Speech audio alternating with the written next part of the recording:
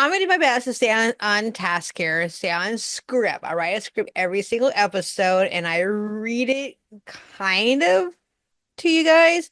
So I'm gonna do my best to read the script to you and not be all fangirl because I'm excited about the band that I interviewed. Okay.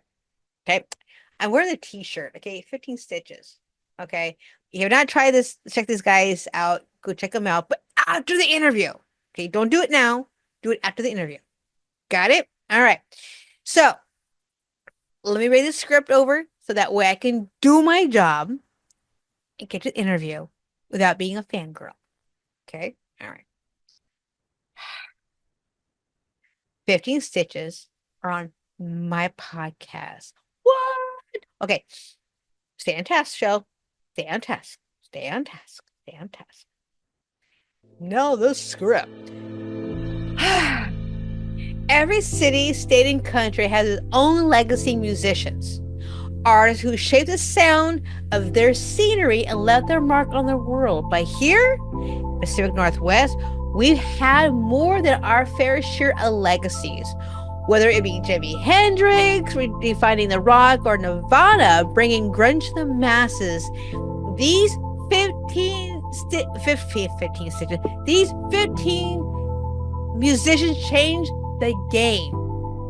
And just today, the guest 15 stitches, many of them started as independent artists before they make it big. So before we get into the conversation, let's take a moment and recognize some of the big names coming out of Pacific Northwest, because 15 stitches is next. Mark my word, they're next. Okay? All right.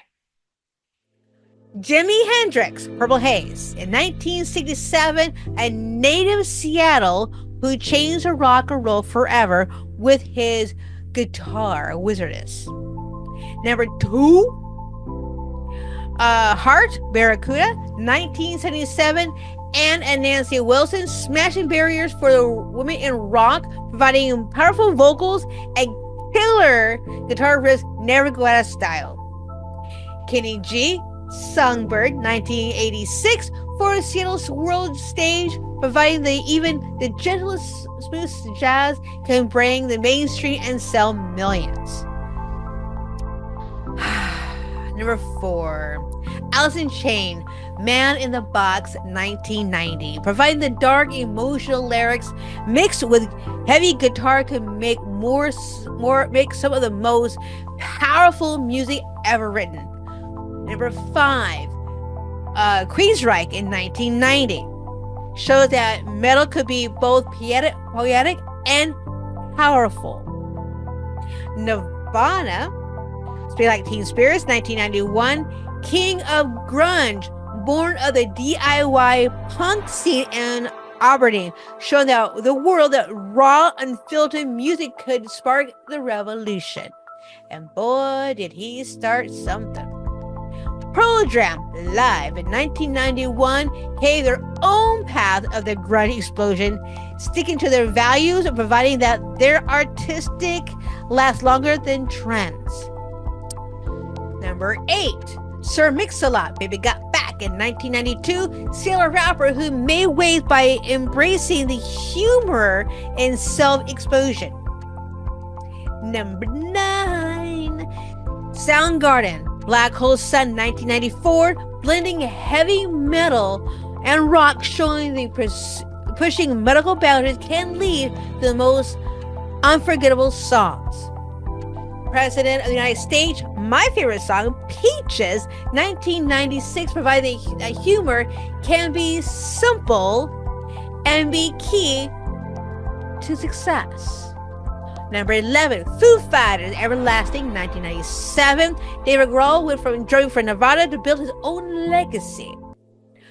Modest Mouse, Floated on, 2004. Indie rock darlings from Issaquah. 13, Death Cab Cutie, I Will Follow You in the Dark. 2005, started a solo project in Bellingham, reminding us that sometimes heartfelt songs and raw emotions aren't enough to make a career. Number 14, Brandy Carly, Story in 2007, a true indie mainstream success, beating folk, rock, and country where you stay styled to true to herself and everything. 15. We're on number 15. Okay. 2012, Thrift Shop, Macklemore and Ryan Lewis, Seattle's own hip-hop artist. Story shows independent artists everywhere that you don't need a major label to hit the top charts.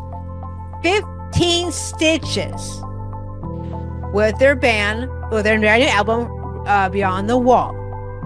Okay. They are next, baby. Okay. And they're from Puyallup. They're going to make charts. And I have them right here on Let's Talk About the Music. Okay? Are you ready to talk about 15 Stitches? Now, here is the conversation. We're going to start with getting to know the band. Who are they? Where they started the band, where the band name came from, and all that jazz.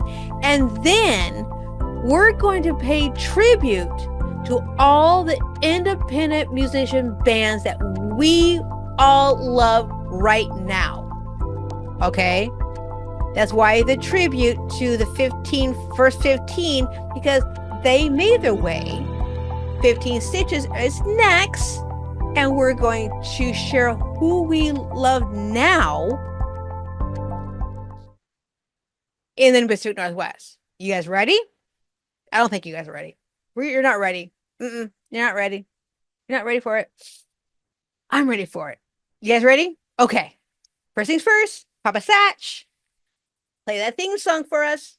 Hit it, guys!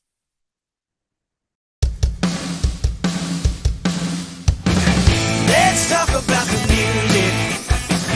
Let's talk about the band. Let's talk about the music.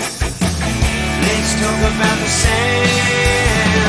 Let's talk about the music. Let's talk about it. Let's talk about the music. Let's talk about it. Let's talk about the music. Hey guys, it's Shels from Let's Talk About the Music. This is episode 13, and I got 15 Stitches on the house. This is one of my favorite bands and my band crush, really. And anyway, and so I saw you guys a long time ago, and when I heard Tim's voice, I was just like, holy crap, who are these people? And you guys are all around. So I'm excited that you guys are here on my show. Oh my God. So fangirl. Anyway, so we're gonna go around the room for 3 minutes each of you guys to tell who you guys are and what you guys bring to the band, and also who's your inspiration, because the show is going to be audio and visual, so those who are listening to us will know your guys' voices. All right? Okay. All right, so we are going to start with Rod first. Rob, go for it. You got 3 minutes. Okay. So I think you can probably tell from my accent I ain't from around here, but yeah, so I moved to the US in 99 with my wife, because my wife's American. So I guess you could say she's an inspiration or influence. But yeah, so I was in a goth band in the UK. We were either a goth band with rock influences or a rock band with goth influences, depending on your view, called Cries of Tammuz, that eventually became Tammuz on our second album. So we had a couple of albums out, and you talk about influences. I mean, a lot of the way I play, or if you hear me playing bass, it's really directly descended from being in a goth band, or like a band that was absorbing influence like Joy Division, a lot of like new wave or new wave of punk stuff.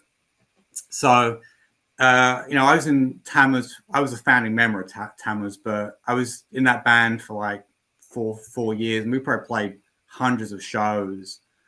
We had a couple of albums out in the UK. So a lot of my formative influence were bands like Fields of the Nephilim, but even during the period I was in a goth band, I loved grunge music. I loved Crowded House. I loved Bjork. I was into a lot of different things. So in terms of my influences, a lot of times it's kind of whatever I'm listening to at that minute. So, I moved out to the US in '99, and I joined in a band called Painted Window, who had already started by the time I joined.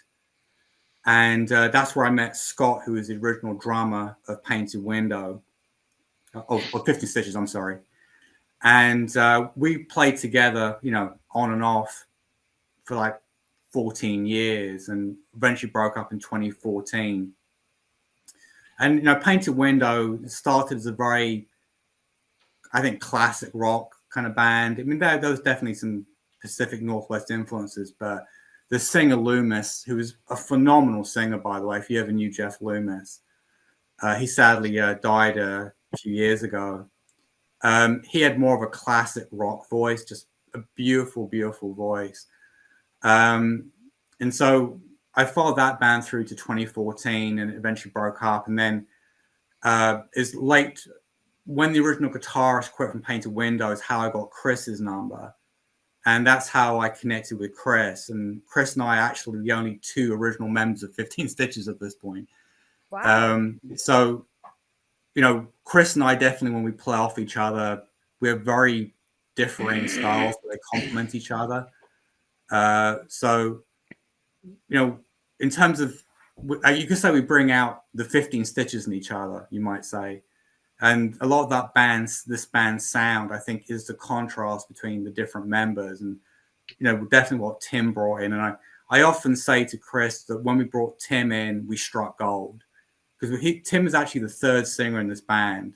Really? And yeah, we had the original singer was Jake who was in Six Gun with Chris. And we had another singer called Julian for a couple of months, who was a fantastic singer, but wasn't necessarily the right guy for us.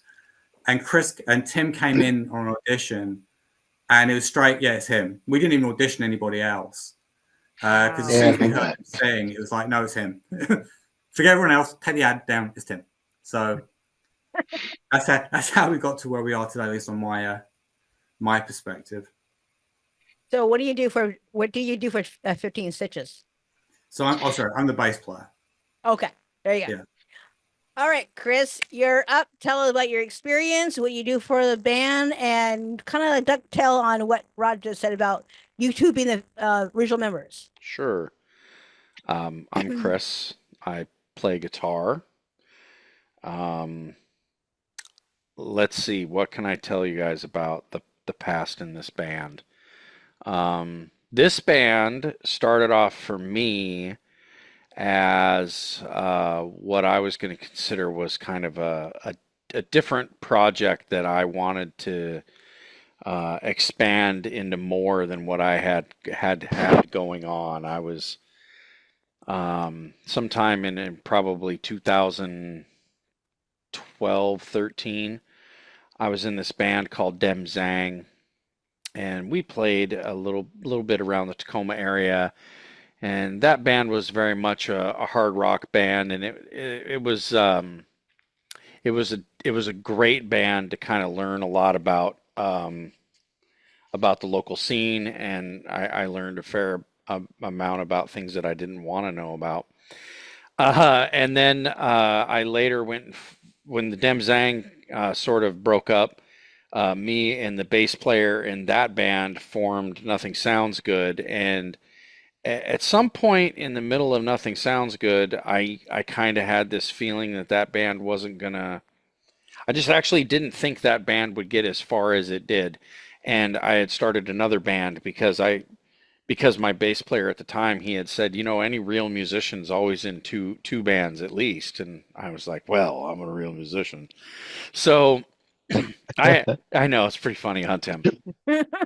I like that saying. Yeah, so I did that for a great number of years, and it worked out good because at some point, Nothing Sounds Good had gotten a lot more traction than I ever thought it would, and that's primarily we wrote some good music. Our drummer in this band was in that band as well, and at the time, 15 Stitches had spent like we were kind of slow to get things started. So, and there's a lot of reasons for that. I remember all of the details and how I ended up getting in contact with Rob, but I'm pretty sure it had something to do with like a Craigslist ad that I had Sounds answered. familiar. Yeah, I had answered a Craigslist ad, and I showed up to do like an audition. And I think Rob had fouled up and double booked me with some other guitarist. And when Rob came out to grab one of us, he grabbed the other guy and didn't even look at me and walked off. And I was just like, well, you know what? Forget these guys. So I left. And I don't know how much time it was later, but Rob emailed me more than a couple of times. It was at least twice because I remember the first time I was like, I ain't even going to respond to this jerk. Um, Yeah, but I resemble that remark. he was persistent, so I finally said, "Sure, okay, I'll just come down and check it out." So I came down and things at that moment. I remember Rob saying to me, "I know a drummer. I don't really want to be in another band with this drummer." And I said, "Well, I don't really know anybody." So that's when we picked up Scott, and we had gotten together. I think maybe one or two times. Rob, maybe you can correct me on that. And then we found Jake. I don't actually know how you found Jake's Rob, but Jake came in. Jake, I consider Jake the original singer, or the start of the band. But believe it or not, he was in the band. When he was in the band, we did a tremendous amount of work in a really short period of time. We had basically finished. Um, we had done a recording for our EP, that is called The Void. We had done a lot of that recording with Jake, the music anyway, and then we had recorded actually a whole other album afterwards. I think it was 9 songs or something like that. We did it in like a day. I should take that back. We did 8 songs in a day. Rob and Scott had recorded 9 because I walked out in a fury, angry about the last song that I wasn't gonna do, and I came back I think the next day and I finished up the tracks on that. And then, Jake ran into some life problems, so he sort of left the band right after we had finished this recording, and then that's when we had found Tim. Tim has been in the band for so long. I think I'd kind of, um, I mean, actually, after Jake, we did have Julian for a brief period of time, and Julian helped us play a couple few shows, and then Tim came in and sort of like Tim was sort of like the helium in the balloon that we needed to lift ourselves up. And and Rob is absolutely right. When Tim tried out, there was no question that, I mean, there was no need to try anyone else out. He fit perfect. He actually had his voice was perfect for the kind of music we were writing. So um, that's a little bit of the history. You also asked if you wanted to know like what inspires us, and um, I think about that a lot. And my past music music experiences seem to be um, things that have um really inspired me to move forward. I grew up here in Washington in the late 80s, early 90s. A lot of those local bands, I remember when those guys were playing clubs around, and I remember seeing some bands kind of at the tail end of the success of Soundgarden and Alice in Chains, and at the time I was really young, and um, you could feel like the energy when you were in Seattle. There was like a buzz to it. I've never felt anything like it since I spent time down in Palo Alto, um, early on when Apple was really kind of destroying the competition in the cell phone market and software market. Kind of felt like the same kind of buzz. But the one in Seattle was way cooler because, frankly, I was younger and I was more interested in music than I am in ridiculous cell phones. So I think the inspiration to me is I kind of want to create something that has this old school sound with a little bit of polished off new twist. You know, I think there's a place for I think there's a I think there are ears in the public that want to hear more of this kind of music, and I want to provide it to them. And I think we do a pretty darn good job of doing that. Cool. I think you Yeah. guys do. All right. Tim, you are up. So tell me what you guys do. Well, we already know what you guys do for the band, but do it anyway. And also your inspiration and more details how you found the band. Okay, so my name's Timmy. That's what everybody calls me. I'm the lead singer. I do play harmonica on a couple of tracks, so there's that out there too. Let's see. Basically, it's like these guys said. I found a Craigslist ad that kind of answered. It answered a lot of prayers for me. So, I mean, it's exactly where I wanted to be. Um, uh, these guys were a perfect fit for what I had to offer, how I actually see it, and it just really clicked. And so everything's just been since then. It's been awesome. Um, about me, I'm not from here. I actually grew up outside the Bay Area of California, and so a lot of my early influences are that Bay Area thrash metal stuff, which I grew up listening to, and so that's a lot of my influences. Also, a lot of my other influences, say as like a vocalist, are a lot of older singers. I'm really into Patsy Cline. I'm really into Dolly Parton.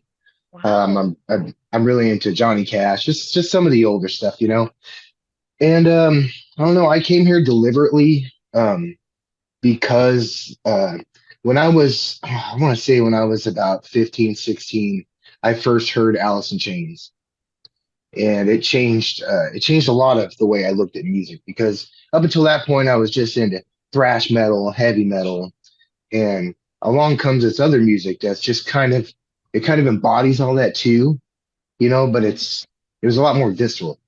So I was really drawn to it. So, I mean, it was a whole roundabout kind of way that I got here, but I came here on purpose. I was stationed here in the military at Fort Lewis, but I was able to choose my duty station, and I chose Fort Lewis because of its location. And then once my 3 years was up, I just got out.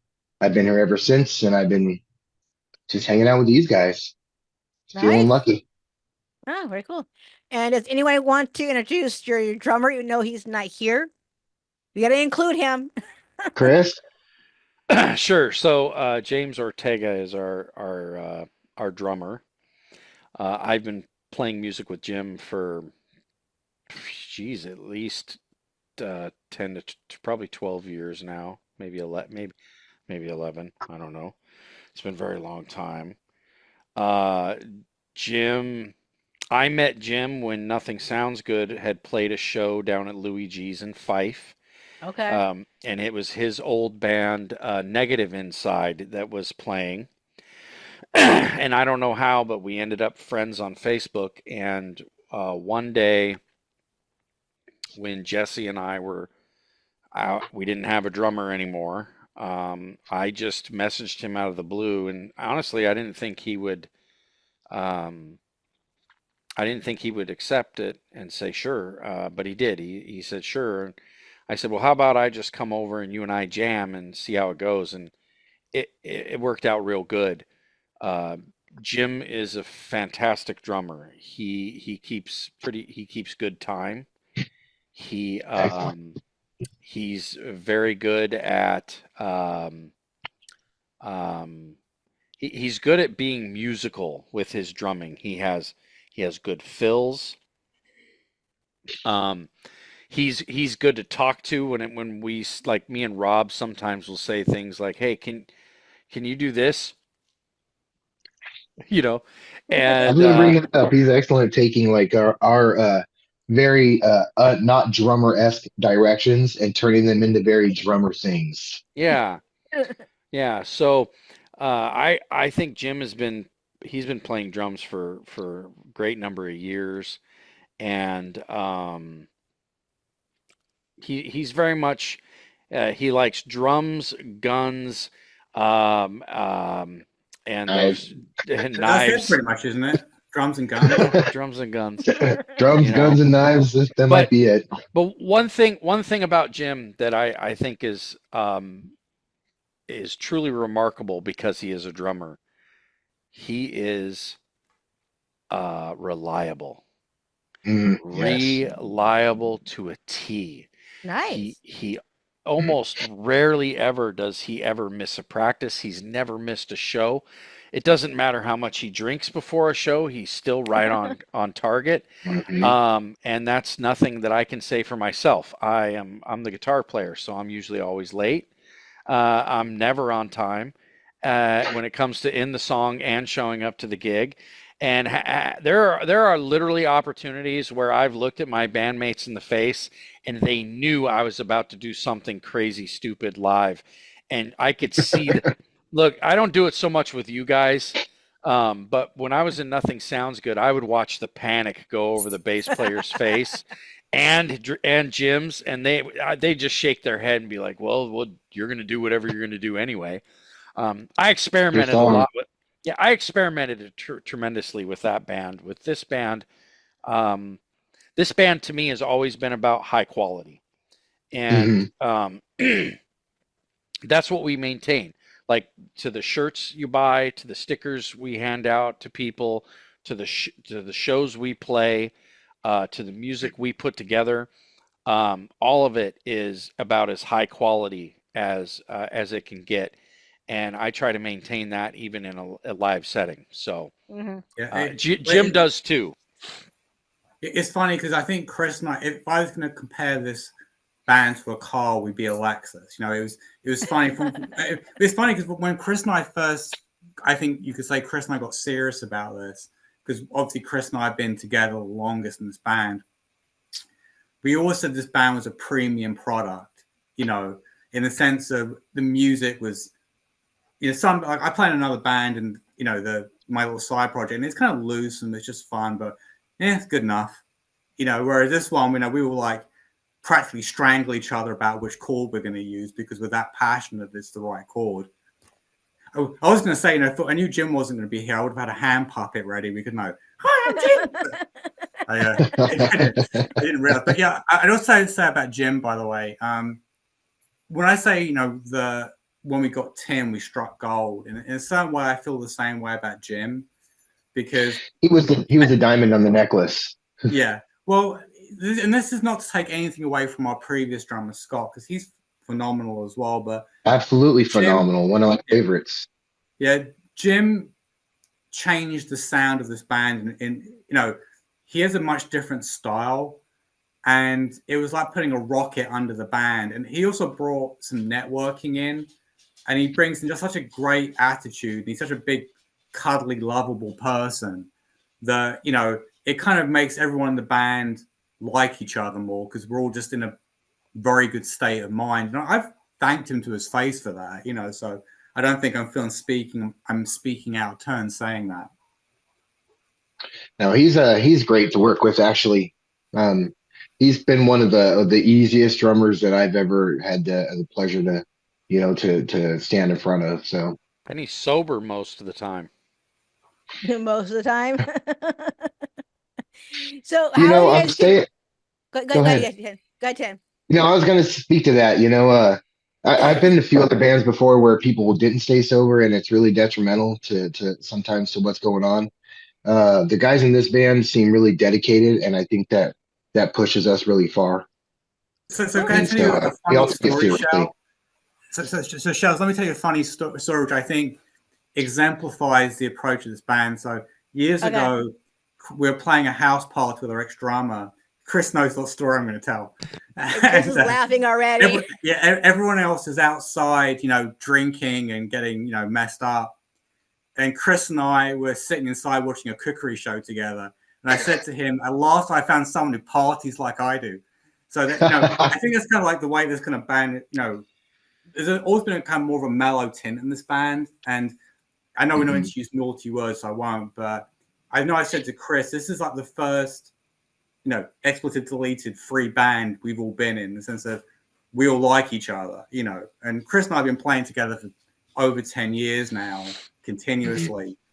And we still, we're still friends. We go to lunch together, we go to dinner together, we go for walks together. So it's actually really important that we have that dynamic in the band. Well, it helps us stay together. Yeah. Also, too, I don't think there's anything we've really come up against when it comes to creating music that is like we've gotten on like Rob said, we'll discuss sometimes extensively about certain notes that we're going to play and how we're going to arrange a song. But none of it, I think it's all professional, right? Right. Like we're here to do, I feel like we're all here to do a job. And sometimes Tim's the referee, sometimes Jim's the referee. Most of the time it's me and Rob working out kind of what it is, how we want this song to be framed up. And Tim always has some good ideas that he helps out in there, so working in an original band is a lot more difficult, I think, than a lot of people generally realize. Like writing your own music, putting it together the way you put it together is not necessarily super simple. So, and when you have four people in a band, one thing I've always tried to do is I want to give my bandmates enough latitude to where they can do their thing within the song. And if anything, if you listen to a lot of any of our music, Rob has a lot of bass lines that behind the guitar like really kind of pop out, and then I have the opposite sometimes. It's a very cool thing because it makes for interesting textures within the music. So, and then of course, Tim's vocals are absolutely incredible. Yes, I agree. I try really hard to juxtapose things with the vocals, so that they not just stand out but go with it. Yeah. Yeah. That's the same thing I try to do with my guitar solos. Solos can be a very pretentious kind of thing for a lot of guitar players. Like this is the part where I get to stand in front of everybody and be flashy.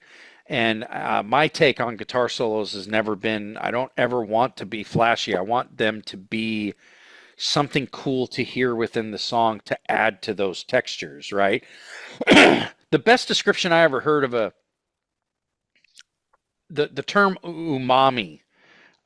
Tim has used this before in the past, and I feel like our music has a lot of umami, and it's because we work real hard at adding these things to the music that are musically important to the song. And if it's not musically important, it's not there. There are songs we have that I don't have a guitar solo on. Are they bad songs? Heck no, they're great. So those who do not know, go ahead. So those who do not know what umami is, what is that? That is that certain flavor. Yeah. Umami is one of those things that's almost impossible to define other than when you have it. It's neither sweet nor bitter. It's kind of like that flavor which makes it kind of makes it special. But I was just going to say with regard to Tim, the thing about Tim's vocals to me, apart from just the delivery, what's really important to me about Tim's vocals are his lyrics, in the sense of he's obviously someone who listens to a lot of different viewpoints and reads a lot, and he's interested in a lot of different things, and he brings that to the band in the sense of I've worked with some great vocalists, but they have a very singular. Oh, I'm going to sing about relationships. I'm going to sing about this, whatever. And it gets kind of myopic. Whereas Tim, he sings about very important things. But there's always the thing I've always loved about Tim's vocals is there's always just there's some hope in his vocals. Like he'll sing about something important, but like we talked about in our bio, humanity could be better to each other. We could do better. And I think the fact that Tim does have that positivity in what he sings about, I think it's really important to me. So that's one of the reasons. Okay, Tim. Oh, I was going to say it's very important to me to actually have positivity in there as well, because a lot of the stuff I grew up listening to with all that Bay Area thrash was, all this devil stuff and killing stuff. And, I really gravitated towards a few of the bands that I thought were talking about other things, and so I just feel like that's important, bring a more positive message. When I hear you guys' your voice and the guys behind you playing along is actually, I feel, is like magical. So I'm always want to come see you. I mean, there's times I'll get off work and I will come straight, and I know you guys are playing. I'll get straight to the front door and I'll go over there and give you a fist bump, and you're singing along and you're just there. So it's like amazing just to watch you guys perform, and it doesn't matter who's coming in there. You guys are always have that positivity feeling and say hi to everybody and all that jazz. So yeah, so I want to know how do you guys get the name 15 Stitches? Did any of you guys have 15 Stitches? I think Rob has an answer for this one. Yeah, I'll tell you. So actually, the name 15 Stitches is actually from our original vocalist, Jake. And so it's actually a lyric from the Deftones song De La Flou. Okay. And Jake has always been obsessed with that term 15 Stitches. And so when we got together, he suggested it. But, the thing for me is, although it's got, and then I love the Deftones, don't get me wrong. Our music has a certain kind of bare knuckleness to it. So the fact we call ourselves 15 Stitches, it kind of to me reflects how a lot of the music has this kind of bare knuckle aspect to it. So I guess what I'm saying is it has a meaning outside of its original meaning. Okay. Hey, I was able to take it into some song lyrics, and use it as saying that 15 stitches was all I needed to make sure I don't bleed. There you go. So for me, I vaguely remember the discussion about how to name the band, because I think by that time we had probably written half a dozen songs. And I remember when Jake had brought it up, I think I went home and I started Googling it to see if any other band had that name, and there was not a, and I'm shocked that I've never found another band with that name. So so I was like, well, that'll make the trademark easier, and it's actually pretty cool, and I kind of like it. So, done. And frankly, I mean, obviously, I'm not the one necessarily to care much for band names. My previous band was called Nothing Sounds Good. And then we named you guys sounded great. We did, but we named our first album. The band's name was Nothing Sounds Good, and the first album's name was Until You Hear It. I mean, it was the band felt like a big gimmick for the longest time, but yeah, so that's how that came. All right. Okay. So you guys want to talk I about? had nothing to do with that one. Okay. Now you guys want to talk about the inspiration of the Pacific Northwest. That's what Rob and Chris really want to talk about. Is the and Tim want to talk about the inspiration of the Pacific Northwest. So let's hear it. I mean, Rob, you were talking about backstage about Def Electric. I'm a little plug on them real quickly. I've been watching them guys play. They're always on some kind of build, and never got a chance to see them until the night with you guys. And then I was sitting with your wife, Tim, and I just stopped talking to her, like, what is that noise? What is that beautiful music coming out of their mouths? And they're like, yeah. It's good, and now that right there, you guys are the reason why I stopped my show to go back to college to do them professionally. So I'm happy that these guys, I was able to see these guys live. So enough about bragging about them. I'm sorry. So we can brag about them for just a couple more minutes. They're a really awesome band. Yeah. So Rob, anyway, okay, go ahead. Yeah, go ahead, Rob. Tell me more about everybody around the inspiration of independent musicians around your guys' area. Yeah, well, For me, I was kind of thinking about when we talked about what we were going to talk about in today was there's a long history of community in the Pacific Northwest.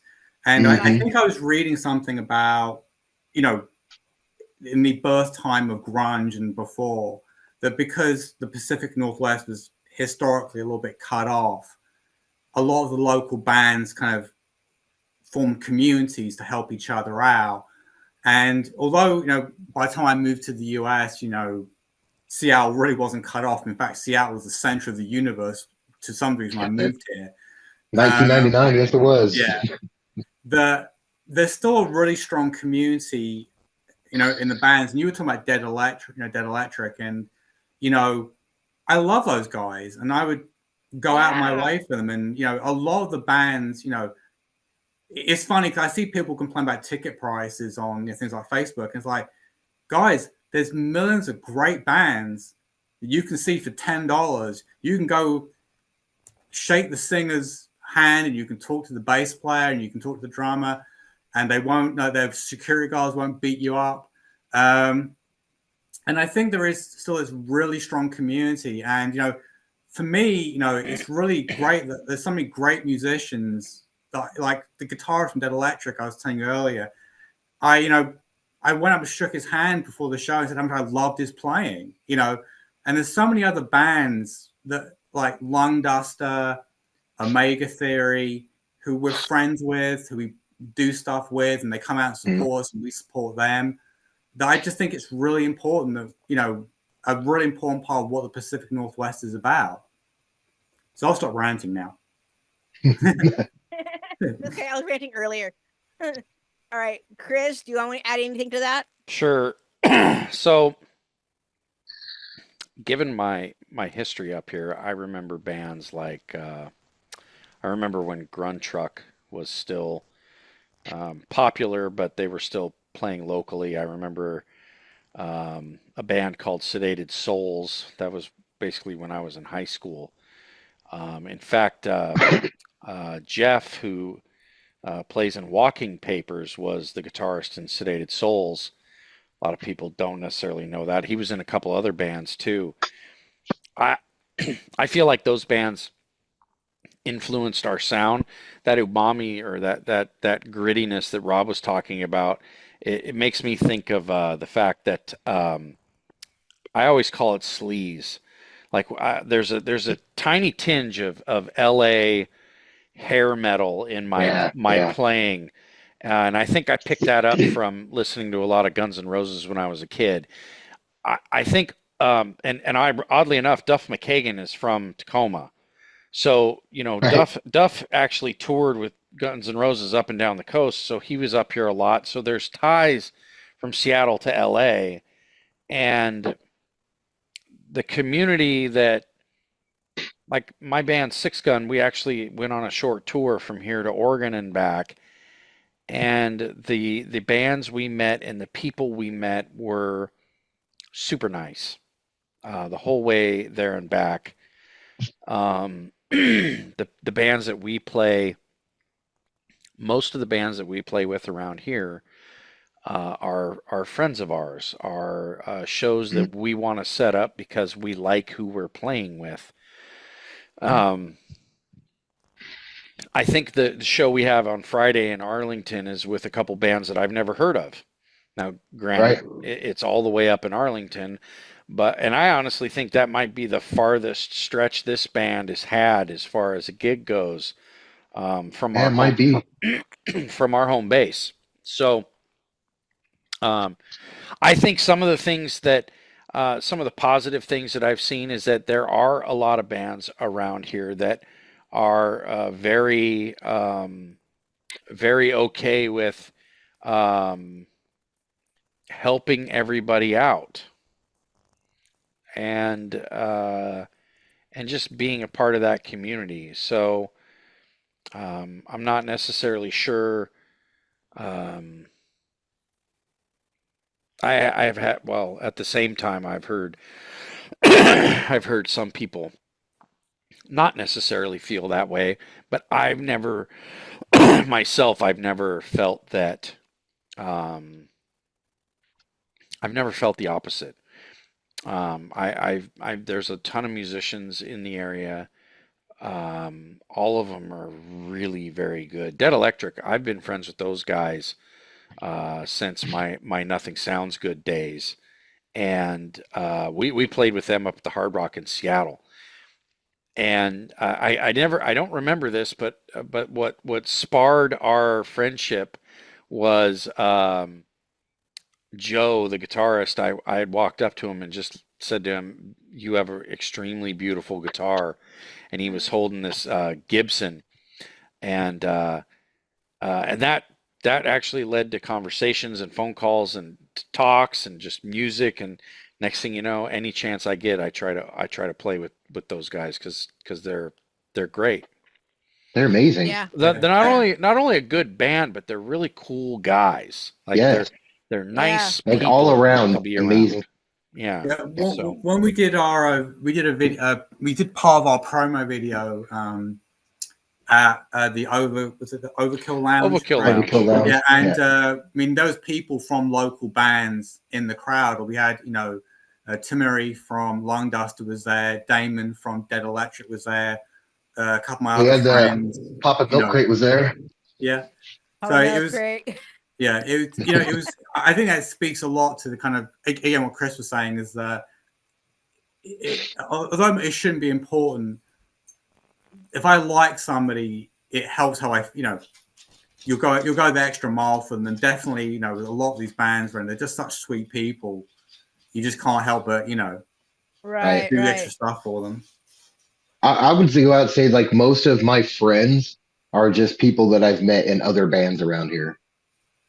Yeah. Yeah.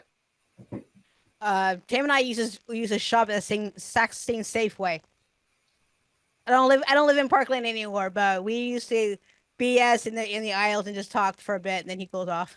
Oh, that's Shels, right. I used to see you over at Safeway all the time, Shell. Yeah, I don't Remember? live over there anymore. I live in back in Tacoma for a little bit longer. So Oh, yeah. I live over here in Parkland still, so Now still holding down the fort for you. Oh, thank you. I go back there to do my taxes. So The old neighborhood. So Shels, can I tell you my grocery store story? My musical grocery. Go for it. Go for Let's it. hear it. So when I lived in England, I used to work in Harrow, and I don't know if you know the Damned, but Dave Vanian lived in Harrow, and he's married to Patricia Morrison, who used to be in Sisters of Mercy. And I used to see Love them that going band. shopping in Tesco at lunchtime, and you see these two imposing people wearing black, kind of gliding through the aisles of Tesco. But it was kind of demystifying seeing Dave Vanian buying his cornflakes. I've got to be honest with you. That's nice. My favorite thing is that I am my Thunder of Wrath Mason. He actually delivers pizza, and so every now and then he'll bring me my pizza. And like, this is so freaking rock and roll. What Mason? What did he play in Thunders of Wrath? He was the bass player, and Okay. Lincoln player, and now he's with Phoenix Feral Phoenix. Oh no, Phoenix Coma. No, Phoenix. Yeah, Phoenix Comet. Yeah. We played with them. We actually played with them at Real Art about a year ago. Yeah. I believe 15 Stitches did. Okay, cool. Yeah, Thunders of Wrath, and those guys I've been following those guys since they started. So it's a bummer that they're not as rock and rolling as they have been. So that's the reason why Mason made Feral Comets. So Thunders of Wrath was a really, really good band. They're an amazing band. I love them. If you haven't had a chance to see their video, Rob and Chris, go check it out. What's that called? Gosh, man. Gosh, man, it slips my mind. It's Thunder. No, Dank. Yes. No. Not Super Dank. It's I should know this thing because not Demon Dank either. Is it Dragon Dank? Something weird. Something like that. Anyway, we'll come back. I digress. I'll go. Now going back. Danger Dank. Danger Dank. Thank you. Now speaking of that is an amazing video. It's very amazing. They had their van in there. It's so awesome about the van. The whole video. I would aspire that we could hopefully one day shoot a video like that because that is a great video. Believe it or not, they actually won best video of a war I believe in it. a film video. They actually won. I believe it. I don't know what You place they know, got it, but they got it. They won it. since we're on the topic of videos, we're actually in the process of shooting for our first video that should be coming up like as soon as we can get it all together. We're going to be putting one together for the song that we have, Light Psycho, which is off of our new album Beyond the Wall. Um, Yay! as of January 24th, it will be on all streaming platforms. It's going to be released through Wormhole Death Records, and anywhere that you go and find music, you can find us. If you actually want to go and find Wormhole Death, they have so much music from all around the world that you probably never heard. That is some of the best stuff that you could put into your ears. I'll They're a go look great at it. place. So yeah, find those guys, find Wormhole Death Records, check out some of their music. They are lit, and we are Cool. going to be released to those guys too. And yeah, we just want to spread the word for not only for us, but for the company that's brought us into their fold, and all the bands that they are also representing. So Nice, nice. Now going back to Milk Crate, Papa Milk Crate. I actually gave him that name. did you? I I did. might I might have been there, Shells. That was probably at Yep. the Y. Yes, yes, it wasn't the You, Y.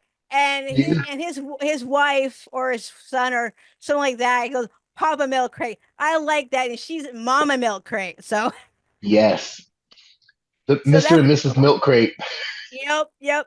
And Papa Milk Crate is so proud of his kids who are up there singing. He got up there and sing too. So yeah. Well, they're a great band too. If Oh you're yeah. around if you're around the area and you get a chance to go see Milk Crate, don't pass it up. No, no, they're a They are great little the band. they're like the epitome of Pacific Northwest music. They Yeah, really are. Their whole yeah. sound is just such a blend of everything that's from around here that's superb. It's tasty. Right. All right. So Tim got in a little bit about your guys' music, your albums coming out. So let's talk about your free first album that you guys put together. First album. That was The Void. That was Is it Into the Void or is it called The Void? it's just called The Void, and it's actually named Okay. after the first song on the album, I believe it is. That song is called The Void, and that song is actually about the futility of everything that we are doing. It's Okay. like it all just slips away. So I mean, that's basically the gist of that whole song. Well, I was basically poking fun at Chris about Into the Void. So It's just a Black Sabbath song that I like a lot. all right. So It's a good song though. tell us about the current album you're working on. Would you like So me to talk about it, or you guys? Anybody? yeah, so we actually had quite a long break between The Void and the album Beyond the Wall Thanks to because COVID and drummer Mm-hmm. yeah, issues. between a worldwide pandemic and changing drummers, we had a little bit of downtime. But we actually recorded it essentially at the same place, which was we did the live tracking at a place called Black Dog out in Ravensdale, and then we did the vocals and mixing at Foundry, which is Bonnie Lake. So we've used the same producer pretty much the whole time. Shout out to Pierre. Yeah, Pierre Ferguson. And so we actually started it's funny because most of our recordings have a long gestation period.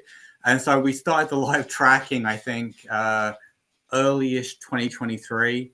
And the album didn't finish wrapping up mixing until early last year, 2024, like maybe April-ish. But again, it's kind of like, again, a subject of us wanting to do kind of the quality control of it as well. But Yeah. I think with Beyond the Wall, it's got, apart from the musical differences where we have changed drummers and a lot of the music has made more of an upbeat feel to it. I think Tim managed to kind of, to excel himself on the lyrics this time. You guys gave me an avenue to drive down. That's how I look at it. Well, the first album, The Void, was really just intended to be just something we could give out to folks to try Right. to get shows. You know, like And we honestly, didn't. we're still getting to know each other at that point, Oh yeah, especially musically. yeah. Tim had walked in and we had already had these songs recorded, and Mhm. like we didn't really know what to do with a lot of them. So we essentially picked out, here's the ones we like the best, and Tim picked out the ones that he could sing pretty well, and a lot of them, I still think a lot of them, you wrote the lyrics for. A lot of them I changed it to. There's a couple that I kept some. Yeah, There's actually only one song we have that I did not change lyrics to that we play, and that's called Co Words. And yeah, you will only ever hear that live. So if you want to hear that song, you better come to a show. Well, Yeah. true. the really funny thing, that I said this to Tim before, is so of the original songs we did, which he's doing either the same lyrics or slightly different lyrics. Yeah, some Tim I can just sing tooled up a little. Tim can sing the same words as Jake, but when Tim sings them, they mean something completely different. Hmm. Hmm. So, Hmm. and that Just says a what you lot put about the before and way. behind it. Yeah, it says a lot about the way Tim sings. Is that he can do that? Is he can take a song where Jake, I think, was singing about his wife, but it has a completely different meaning when Tim sings it. Well, see, here's what I do. I don't approach a song as a singer. I approach it as when I'm writing lyrics, this needs to be understandable if I'm singing it or if you're just reading it, right? Along. It needs to be a poem already. It needs to have a point. It needs to have a purpose. It needs to have a flow. And then you can sing it as a song. There you go. I So guess that, every I guess sorry, everyone has Shel. their own way of demonstrating their own music or bringing out the music in their own way. Yeah. I mean, Yeah. that's why the music I think we put together is so good, is because we allow everybody a little bit that latitude to do that. The Hmm. the Void was really kind of just, like the introduction of us to everybody. Um, the album artwork for both albums was done by my sister-in-law. We usually just tell her, "Hey, here's an idea," and she'll come up with a couple of drafts, and then we sort of flow with it. But that album, So again, keeping it like local. yeah, like that album wasn't bad by any means, but it was just meant to be a demo. Huh. When Right. we started work on Beyond the Wall, which at the time we didn't have a name for it, um, I was absolutely adamant that this is not going to be a demo. This is going to be a recorded, polished Me too. trophy, Yes. and and Rob is absolutely right. It I think I had marked down some dates on when we started recording to when we finished mixing and mastering, and I believe it was almost exactly 1 year to the day. So it Wow. took us an entire year to essentially polish off that album. Hey, we still did better than Guns N' Well, Roses. Look on the bright side, and hey, we came in far cheaper. So yeah, Def Leppard took 5 years between Pyromania and Hysteria, and they were like 20 million in debt when that album came out. Nevertheless, We were not in debt when this album came out. Thank you. yeah, yeah, this album, um, I guess we could, Tim has talked a little bit about Wormhole Death. This album, we actually released it on independently, as in ourselves, in April, and you know we distributed it through your normal distributors, and I had started, believe it or not, I actually got, I would call it really ballsy, and I started emailing record companies. Just shy of emailing Capitol Records, I had emailed the couple, the Seattle ones like Sub Pop and a few others, and I just started soliciting them just to see. I was really more just like bored, sitting at home and nothing to do, and I ended up getting on this website called Groover, and oh, Groover will allow you to send music out to musicians, to record label executives, and to playlist curators. So those that have giant playlists on Spotify and whatnot. And sometimes the record label guys will get back to you, and sometimes they won't. Sometimes the people that want to just give you advice will get back to you. And it just so happened to be that I sent one of our songs to somebody who worked for Wormhole Death, and they had reached out to us to talk to us about a possible contract. And then a month went by because I had not seen the email because the email had gone into the junk box. Oh no. That's exactly what I thought too. I was like, oh Lord. So I emailed them back, and they actually got back to me. And then we started negotiations, and we negotiated with them for months before we inked up the deal. And since we've inked up the deal, what has happened is the album has been removed from our independent distribution, and it has been repackaged and redone, and is now being redistributed through the same all the same places, but through Wormhole Death. Nice. Believe it or not, the album has a few more tracks now because the record company decided to also include our radio edited tunes online. Nice. So if you buy the album, Nice. you'll get you'll get all the songs with the swear words, There's no F and words. yeah, and you'll get all the songs without all the F bombs in it. So so that's kind of interesting. The album comes out January 24th. For everybody who I think, yeah, for everybody who I think is currently following us on Spotify, it should just pop up come January 24th. And I think that's good news. We have, I can't recall what happens after the 24th. I know that we basically have a tremendous number of shows. We are booked every After the weekend. 24th, we take the world by storm. Right. That's what's going to happen. Needless to say, every weekend we're booked until mid-February. We have a show every weekend until February. So Wow. That list could grow by then. Yeah, Yeah. I mean, one of the things I said to Chris is, I'm incredibly grateful for anything we've got. So every show we get, Absolutely. I'm grateful. And the fact that we got as far as we did, probably 99.9% of bands won't get that far. So even if we purely can just say, hey, we got this this licensing deal and we get some extra plays, that was victory to us. And anything we get above that is just gravy. Yeah, agreed. Nevertheless, we also have a pretty awesome website, 15stitches.com. Plug, shameless.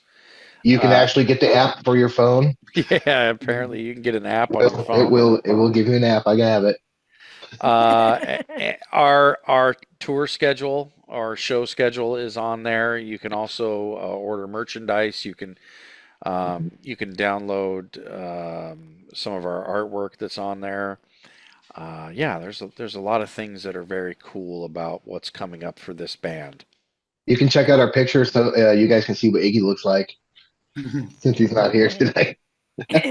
Yeah, I had some photos of you guys Saturday night. It was from January 11th show, and so I will be adding some photos of what I took of the show, and I also recorded some stuff on my TikTok, which I've not published yet because I want to be able to put footage onto the this show here. Cool. So Okay. yeah, Yeah. I can't We do love a it. whole thing. Can't do the whole thing. So it'll be like a clip, kind of like what I did for Willie and the Whips, kind of like a clip of it because of royalties. Will just take everything down or pause. As long as my hair is okay in the clip. Oh, your hair is just fine, darling. Make sure you Okay. polish that out there. You know. There's hair there. You just can't see it. Yeah. Hey, Shels, you said Willie and the Whips. They're like a kind of a bluesy group, right? Yes, they are blues. I just their recording dropped last Wednesday, so they're on letstalkmusic.com on the website, and go to YouTube official if you want to watch their interview. A little bit of music. Their latest album is going to be coming out on on the 14th of February. So, but yeah, they're bluesy. Yeah, Very, very bluesy. I think my friend Kevin is the harmonica player. Yes, I know Kevin Mm. Bean for a very long time. Yeah, yeah, I he's gotta well. come see this. Yeah, it's funny. It's a small world because yeah, I actually met Kevin through my wife. So Kevin used to be part of like a local Seattle chat group, and so I've jammed with him at parties, and we're friends on Facebook and stuff. But yeah, I've known him for probably like, gosh, nearly 20 years. Yeah, yeah, I know that chat room. That's where I met Kevin too. Yeah, MSN Chat Seattle. yeah. That you probably met my wife at one point. So Probably small world. did. Who's your wife? Rose. What was her handle? Oh, I have no idea. Okay, Even if I did, she probably wouldn't appreciate me saying it. But probably It'll not. blast her out in public. yeah, some degree of anonymity. But yeah, she was a big part of that chat Seattle Yeah, group at one point. yeah, we were all in that chat, MSN chat. We also invented chat parties. We'll actually go to taverns and chat and talk to everybody outside of line and drink and party and karaoke. It was a great time. We all went camping and so Yeah, that's so even though we are chatters, but we still make sure we get outside and do non-chatting things. So yeah. you can chat in person outside. Absolutely, absolutely. So it's a small world that your wife is actually from that chat room. Well, you know You what's know, I funny find actually every was year the world gets smaller and smaller. Uh-huh. What's that, so Rob? what's just was funny. So before we moved out to the US, this was kind of like in the early days of like internet chat rooms and that kind of thing. And my wife used to talk. I don't know if you remember a group from years ago called Suffragage, but they used to be called Engage originally. And my wife used to Yeah, message and talk to the singer of Engage before they came Suffragage. And so we had like so when we first moved to the US, we kind of said, oh, we've got to go see this band because she'd been talking to the singer for like a year before we moved out to the States. Nice. that's the way Nice. it goes, man. Yes, it does. Yes, it does. So let's go spin back to for local bands real quick. So who is each of your favorite local band? I go first. Go ahead, Tim. One of my favorite local bands is no longer a band. Okay, well, they're a Yeah. different band now. They used to be called Soft Kamikaze. I'm not sure Uh-huh. what they're called now, but man, they're amazing. They're one of my favorites around here. Hugely inspirational. Uh, their music is just like so you get so into it and enthralled by it. It's amazing. Um, my other favorite local band is probably going to be Dead Electric. They're Yeah. one of my favorites from around here, and um, I'll go and say like I have kids that are in the young adult range, and they have favorite local bands as well. One of them is Astor House. They huge fans of that band. Um, some of my other favorite local bands is going to be Alice in Chains. You can't say they're not a local band. Soundgarden, actually, two of the hugest influences I had when I was younger that brought me to this area. Um, yeah, just those are my favorite local bands. I actually Us. tell you guys the truth. When I first listened to your guys' band, I do hear Soundgarden through you guys' music. I hear a lot of actual Pacific Northwest influences, and I think it mostly comes from Chris because he's been here his whole life. And when I hear him playing guitar and like some of the things he does and some of the ways he does it, I feel like, yeah, hey, you're the one that's actually bringing that Pacific Northwest feel to this band. And I can It's hear not it. the rest of us, it's him. You know, Yeah. and so yeah, I definitely hear that. All right, Chris. Who's all your influences? This is Your, a your independent your independent musicians. Who are you like your independent musicians? That's what yeah, I'm gonna yeah. say. This is a little bit of a tough one because how local do you consider local? I consider Portland local. Yeah, Portland's Here's a good. closet. Yeah, there's a band from there. I believe they're called Sons of Acropolis. And Ooh, I've heard of them. the first time I heard them, I was like, man, I need to quit playing guitar. That guy is outstanding. And I'm glad I didn't because I've well just because. So um, Grunt Truck was an influence when I was a kid. they're an influence now. They never really made it very famous, and rest in peace. The singer and guitar player had passed away. Um, some of the other bands that I really like watching Dogger when I get an opportunity to see him play. He's fun. Yes. Um, I like to watch. Of course, I like Dead Electric. I've been seeing them play for a long time. Man on the Mountain. I like them quite a lot. They're a Oh brand yeah, I new. should have brought that up too. Me too. They're a brand new band. They've got a cool sound, and I enjoy hearing them play as well. Gosh, I can't think. I should be able to think of a bunch of others, but There's too many to think of, right, yeah, Chris? yeah, I think This it's this whole area is full of all the best bands you've never heard. yeah. I really like Lung Duster. Timmery's vocals are amazing. Omega Theory Mm, just yeah. released a song.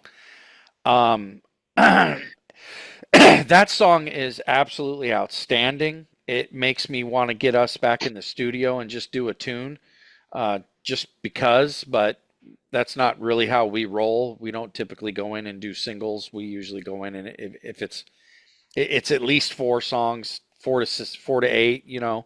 So I uh, think the difference is that we don't use a home studio for our recordings.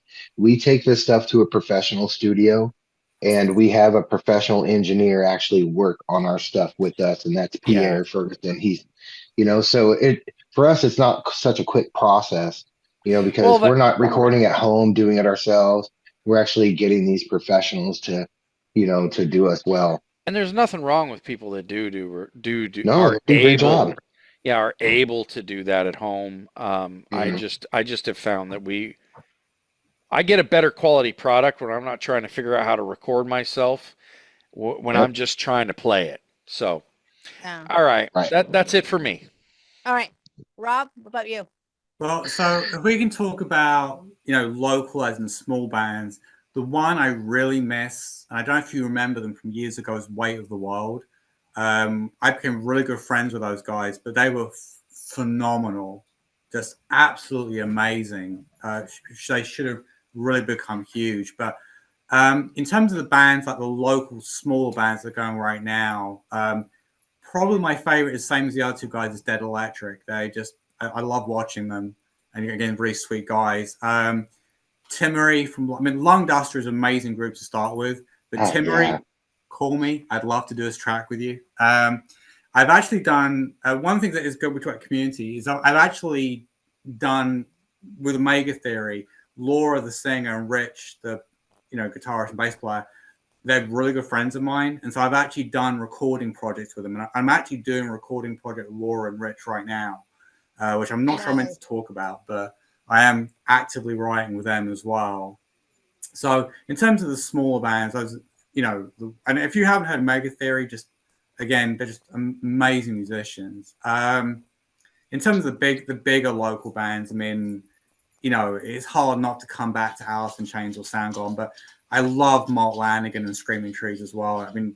Oh, if you haven't heard Mark Lanigan, his voice sounds like what happens if you smoke a lot of cigarettes and drink a lot of whiskey. It's just he has such a singular voice, and it's actually a it's shame soul he's not around splitting. anymore. Yeah. Cool. Yeah, my favorite local bands is of course you guys and Thunder of Wrath. I know you guys know them for forever. Um, I mean my favorite brand new brand is Dead Electric right now. So I go try to see bands as much as I possibly can. There's just again, there's so many bands that you just can't think what you want to Terminal Cats too as well, you know. And so Milk Crate, I'll think yeah, Milk Crate. And oh yeah, there's a lot of bands I go see. There's a few bands I do miss like Debbie Blackout. I miss those guys, but Right. yeah. But Yeah. yeah. So I get you. I Um, All saw right. Kamikaze. I miss those guys. Yeah, yeah, right, a lot of them. All right, so we're gonna wind this interview down. Even though you guys already plugged yourself, we're gonna plug you guys again for one more. But I got one more question for each of you. Okay. There's one thing I'm going to keep from the original show. You guys probably don't remember that one or don't know about it, but it's putting me on the hot seat. So each of you gets to ask you one question each, putting me Oh, on the question. Put me I on the got hot one. seat. All I right, got go, one. Chris. Of all of our songs, what one is your favorite? I don't know. I like them all. Damn it! Can't tell them. Ask me How which I feel one. too. You said the hot seat, so that's a tough I question. know. I do. I did like Psycho. So Good Good. I'm answer. listening to Yeah. that one. Yeah, I did That's a like good that one. one. A good one. That's the one we should be hopefully well we are going to be wrapping up the shooting for the video of that in the next week or so.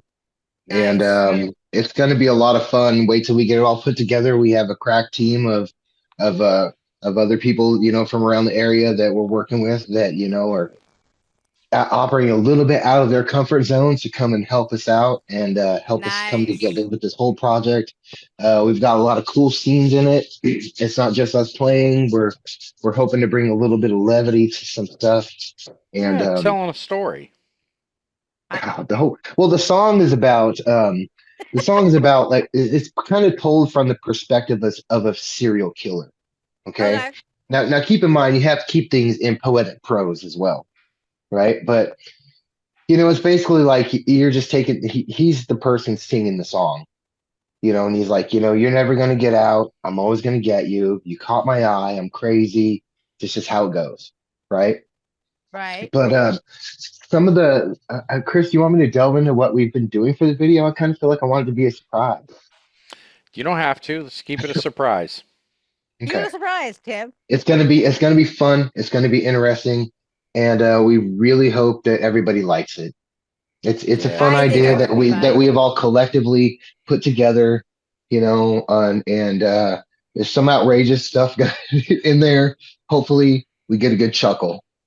You Rock know, on. yeah. All right. Who wants to go next? Put me on the hot seat. Who's going to go All right, I next? think I'm gonna ask you a silly question. All If right. 15 stitches was a color, what color would 15 stitches be? Ooh, I that's a think good it would be question. a Mercedes Benz. With Mercedes blacked Benz. out windows. Mhm. Yep. Blackout windows with 15 stitches like on it. You have the resemble the name and such. So yeah. Cool. That's a good All answer. right. All right, Well, Tim, you your got me turn. struggling to come up with a question. Let me think. You had all this time, Tim. Shells. Yeah, but it's hard. You just told me like 2 minutes ago. Come up with a question for the hot seat. I got to come up with something good here. Yeah. Let's see. You know what? It's gonna be something a little more personal. Shells, are All you right. okay? Do you remember a couple months back you took a spill off the steps at the valley? Oh my God. Yeah, I'm Are you fine. okay? I'm That's my fine. question. I'm Okay, we were fine. all very worried about you. I was And worried too, and oh, I remember that. how Yeah, was the and Stace, recovery? Did you get hurt? I did have a bump in my back of my I head. I bet. did have a little bit of cushion. I did hear some a little bit of ringing. So after work, I did go down to the hospital down in Good. Puyallup, and they say, yeah, I had just have a cushion. I'll be fine, no worries. And I did tell Stacy, Mama, and everybody else about it, and they're supposed to tell you, Tim. Obviously, they Nobody did said not. nothing to me, man. I haven't seen you since. Damn, So I was yeah. just glad to see you up and around because last I heard it was like, oh no, she had to go home. And Yeah, it wasn't any kind of crazy drunk accident. I wasn't drinking.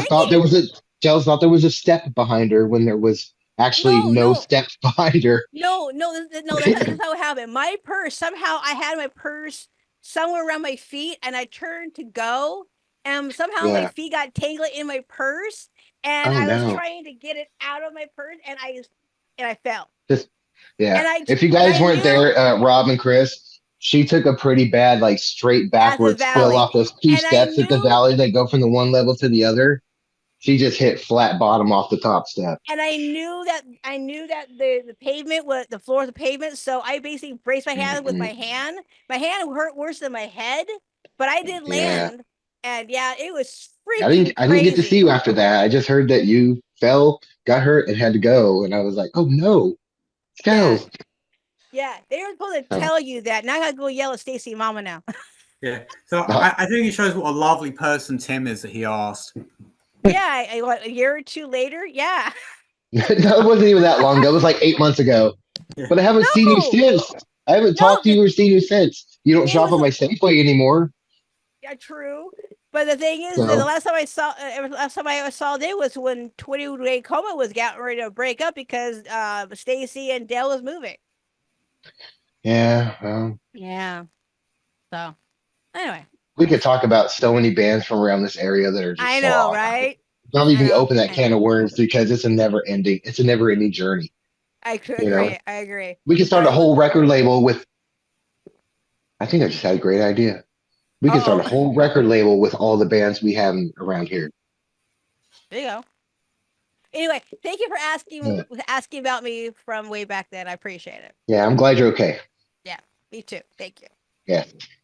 All right, so you guys able to plug yourself again, even though you guys did earlier, go ahead and do it all over again. So where can we find you? What social media, website, album coming out?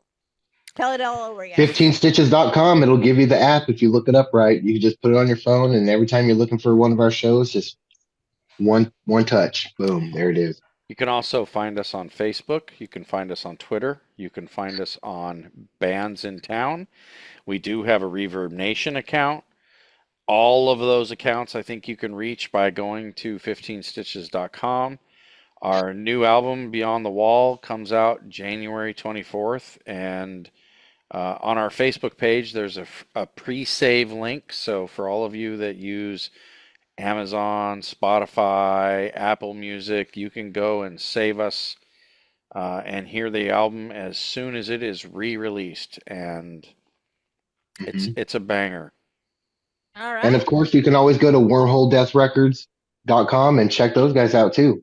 You know, we're going to be Yep. on there, and so are all the other great bands that you probably want to hear but didn't know you wanted to hear them so bad. Cool. Will do. All right. And I am Shels from Let's Talk About Music. I will be writing a blog for this podcast, and I'll be making a music review as well from the show I saw on 11. So that way I get you guys plugged in for your new CD release. So yeah. So check out Let's Talk About the Music.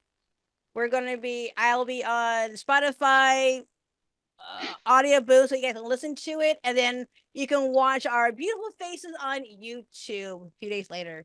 So Yeah. so let's talk about the music.com or LTATM.com, whatever you have to. I'm going to put you in my YouTube rotation so I can check out all your back episodes now. All right. Yeah. Yeah. I this Yeah. is this episode 8 is released, so I got like 9 through 12 going to be released, and you guys are Okay. episode 13. Cool. Awesome. Yeah. Man, we should have been 15. Thanks so much, Shels. You should have been. I mean, I gave you all the days before you guys 13 is a actually. lucky number, and that's actually the title to one of the first songs we put out. Yeah. And Nice. it was a 2 song demo that we put out, and there was Emerge and 13 on there. And Nice. two Nice. bangers if you want to go back in time and take a quick listen. Dig them up. They're out there. Yeah, All they're 13 right, is a you good. great guys got song. There's a video for it. cool. All right. Yeah. I will put that in the review so that way people will know about it. All All right, right. guys. Shells. All right. Thank you so much for coming. I do appreciate it. And I'll catch you guys on the next show. Bye, guys. Thanks, Shels. Shells. Okay, I need to ask you something behind the Wait. stage, so don't go anywhere. Okay? I'm going to Okay. start the show. All right. So I hope you enjoy all the episodes that you have listened so far. All right. So what I want to do is give a shout out to any other musicians, music industry. If you guys want to come onto the show, please give me a call or get a hold of me through LinkedIn, Facebook. You guys can email me at let's talk about music at gmail.com. And my contact on my webpage on Let's Talk About Music is half finished, but you can probably go up there and see what I'm all about. Alrighty. So seriously, if anyone wants to come on the show without me coming to you guys, just give me a holler. I'll be happy to bring you on the show. Alrighty. Okay. So hope you enjoy the history before the interview. That's my favorite part. All right. Thanks for listening to Let's Talk About the Music. I hope you enjoyed today's topic. Remember, the show is more than just a podcast. It's a multimedia experience.